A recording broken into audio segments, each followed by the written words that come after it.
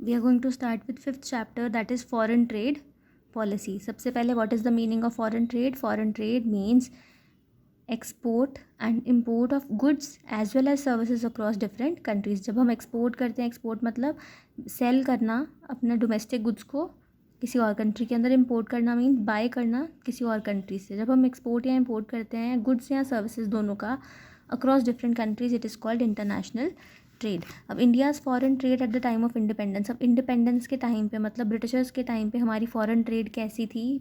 Number 1, Britishers use to exploit us as the source of raw material. अपनी finish goods industry के लिए they use to exploit us for raw material.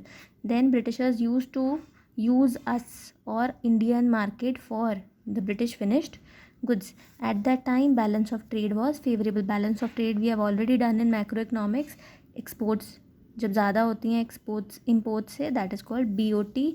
जब favourable होता है balance of trade is export minus import. अगर export ज़्यादा है import से तो BOT आपका फेवरेबल होगा. डायरेक्शन ऑफ ट्रेड मतलब आप किन कंट्रीज़ में आप अपना एक्सपोर्ट इम्पोर्ट करते थे, तो सिर्फ ब्रिटेन या फिर कुछ कॉमनवेल्थ कंट्रीज़ तक ही रिस्ट्रिक्टेड था आपका ट्रेड. कॉम्पोजिशन ऑफ ट्रेड का मतलब होता है क्या कंटेंट्स थे हमारी ट्रेड के, हम लोग क्या एक्सपोर्ट इम्पोर्ट करते थे. तो हम लोग एक्सपोर्ट करते थे रॉ मटेरियल को और इम्पोर्ट करते थे रॉ मटेरियल को, ठीक, इम्पोर्ट करते थे फिनिश्ड गुड्स को. Next, India's foreign trade after independence. Independence के बाद हमारी फॉरेन ट्रेड कैसी रही? नंबर 1 पहले हम डिस्कस करेंगे volume of trade. Volume of trade का मतलब है क्वांटिटी और क्वांटम ऑफ योर ट्रेड. क्या क्वांटिटी थी आपकी ट्रेड की एक्सपोर्ट इम्पोर्ट की? फर्स्ट प्लान में यानी कि 1950-56 में 51-56 फर्स्ट प्लान में इम्पोर्ट्स हमारी 3651 करोड़ थी, ठीक है. एक्सपोर्ट्स हमारी 3109 करोड़ थी. टोटल हमारा जो एक्सपोर्ट इम्पोर्ट था 6760 करोड़ का था.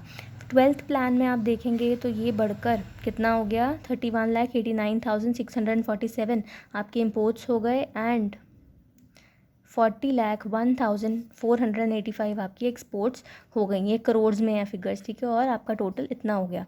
आप देख सकते हैं फर्स्ट प्लान से 12th प्लान के बीच बीच ये इंक्रीज़ हुआ बाय 382 टाइम्स, ठीक है.